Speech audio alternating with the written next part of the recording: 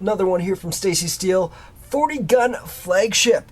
This band is getting huge. If you're in Canada, you have probably heard of this band before. If not, you will soon. Let's get to a track from them. This is Steel. This is 40 Gun Flagship. You're checking out the grind with the lovely, luscious, spectacular Stacy Steele on punkradiocast.com. Don't come around here looking for a victim. I'm not a failure or your charity case. I'm not the one who deserves your pity, but I'm the one who will spit in your face. I never thought it'd be this hard. This is Stacy Steele on punkradiocast.com, and I'm in Calgary at the Marquee Room hanging out with the band 40 Gun Flagship. How are you guys doing tonight? Good. Well, neat. I think that's your word of the day, is neat. I am doing neat. So tell us how 40 Guns came about. Cam and I went to high school together. I tried out for his band in high school, and I was really bad. So he told me to F myself, basically. And If then, you could go into the corner and fuck yourself, that'd be great. yeah, 2 or 3 years later, we found out that we have the same birthday. We were partying at the back alley for our birthdays, and decided that we should make a band then. Yeah. And then the rest of it was just finding a sound, finding the members, and then kind of developing it from there. Okay. Didn't really become 40 Guns until Robin stepped on the scene. Yeah. Hooray! Yeah, Jimmy came in. We tossed a drummer, and actually That's he me. left. He left. Yeah, Zach left. We love Zach. And we tossed a bass player. Yeah, and now we are the band that sits before you. And then awesome started happening ever since I came on board, right? Yeah.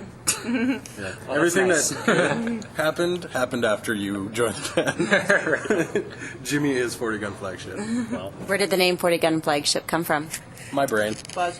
Yeah, there's no story behind it. Everybody thinks that I had something to do with it, and I didn't at all. Because you're all piratey. No, I actually had to Google to see if there was actually anything relating to the name, and all I could find was like this really loose story based on like Blackbeard's pirate ship. It's the St. Anne's, Queen Anne's Revenge? Queen Anne's Revenge. But it was funny because it was actually the second choice. Yeah, we were originally 230 Special. That was good. It was an awesome name. and Robin came in and put a kibosh on that. Yeah. So somebody asked if she was the slut that you pick up at 2:30 at a bar. Oh, right. Apparently that's the 230 special. Yes. Yes. So we ixnay that name. Yeah. It's the best band name that I've been in so far. Like, I've been in some This is really the best band name I have ever been in. Yeah, it's And I played in fucking Rush. It's ridiculous. There are some really shitty names, right? And people always get really shitty names for their bands. I don't know. This one just kind of sounds like a band name. It doesn't mean anything, but it works. What do you guys absolutely love about playing in a band? Playing. Yeah, just getting on the stage and getting our music out there. Putting ideas out there, yeah. Yeah. Making something new and different that people enjoy and haven't really heard yet. Like making our own kind of music and enjoying playing it and enjoying listening to it. I think we're our own biggest fans. No, I think my mom beats all of us. Yeah, fair enough. Really. Or Bob Shaw. We're Bob Shaw. Yeah, we're Bob Shaw. Andrew's dad. Playing live, I mean, that's where I get my kicks. If we're not playing a gig for like a couple weeks or something like that, I start to feel it. And, you know, you want to. Yeah. I mean, it's getting that out there.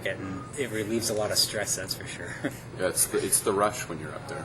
I just like it when people are like, "Oh, are you in a band?" And I'm like, "Yeah, I'm in a band." And then they're like, "What band are you in?" And I'm like, 40 Gun Flagship. And they're like, "Oh, I love that band." And I'm like, "Yay! Yeah, you do." It's nice to start getting known and stuff like that, especially throughout Calgary, and we've played a bunch throughout Canada. So. Jim, put your face closer to the recording machine.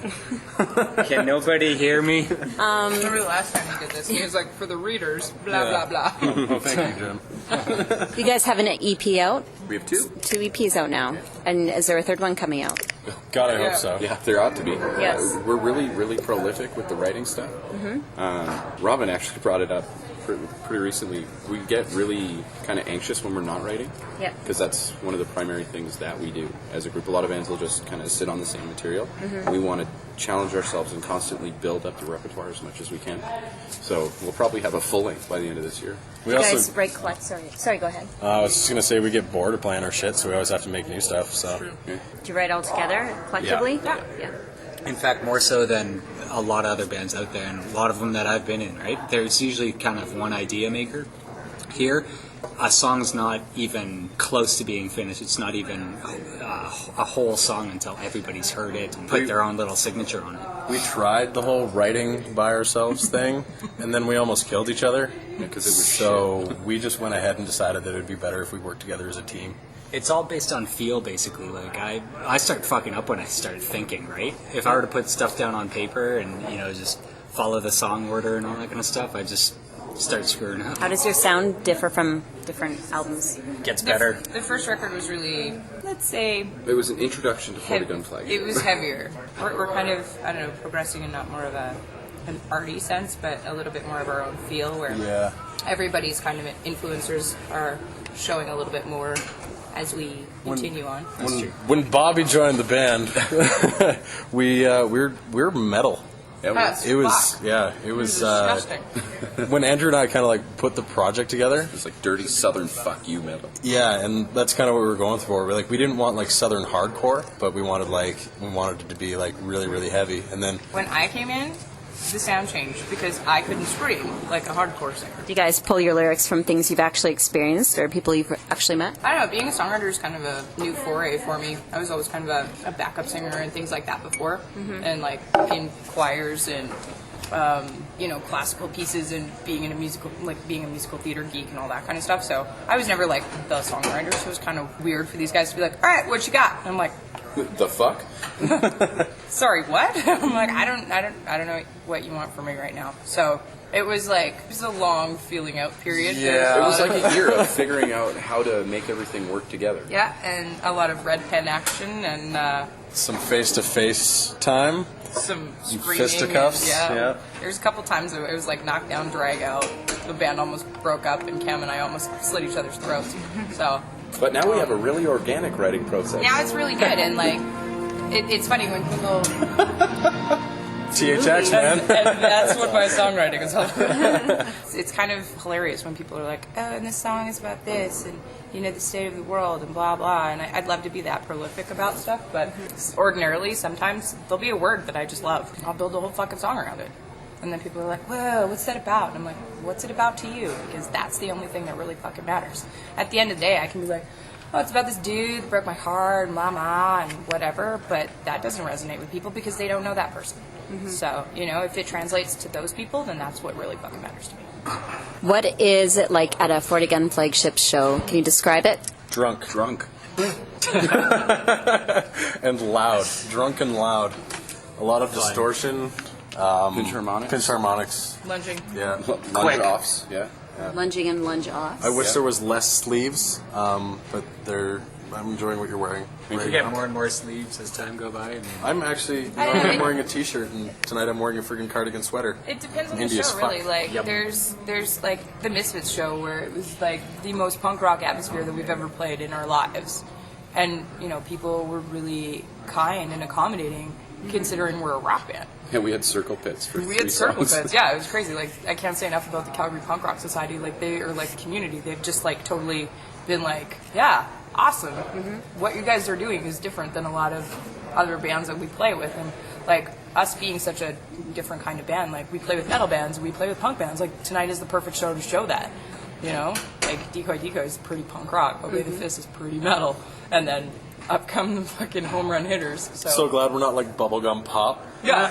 Oh shit, we're gonna get our asses kicked again. But so every show is different. Like we've played some real stinkers of shows, but then some of them, like the last time that we played the Marquee Room, was amazing. Andrew stabbed me with his fucking headstock. I was bleeding all over the place. He stomped on my shoes. I took them off and I threw them at him. Like, it was just the greatest show that we've ever played. So different rooms have different energy, and this is one of our favorite ones to play. So. I think one of the constants that we found in the audience specifically is that everybody, as the show progresses, everybody gets more and more into it. And I mean, we watch for how people are receiving what we're doing. So you'll go from the head nod to the shaking your feet to the shaking the ass, and then it just gets bigger and bigger. And there's a crescendo with both the music and the crowd where you start out kind of small and we're understated, and then just kind of slap you in the face, and everybody's like, oh, okay, this is something that I can really get into now. That's been something that we've been we really tried to gear our set list towards as well. Like that whole kind of feel. The feelgasm, yeah. The feelgasm. That's what our band is all about. Coin that shit. It's the feelgasm. I just did. Ah, neat.